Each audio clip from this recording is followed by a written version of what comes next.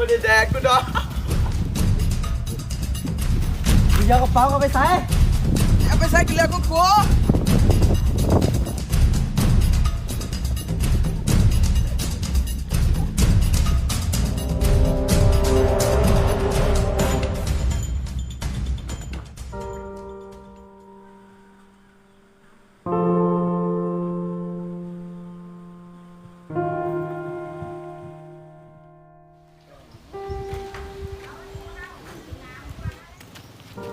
เป๋า ขอบใจเด้อ มันเป็นไง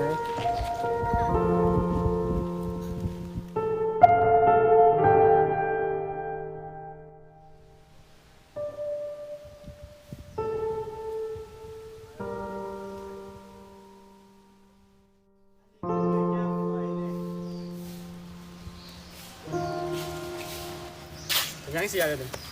ไปเสาแท้ เขามักผู้หญิงคนหนึ่งเว้ยแต่ว่ามันเป็นไปว่าใดเขามีอยู่สูงเกินไปเอามันแค่มาวัดนี่ไม่มีปัญญาไปเด็ดดอกป่า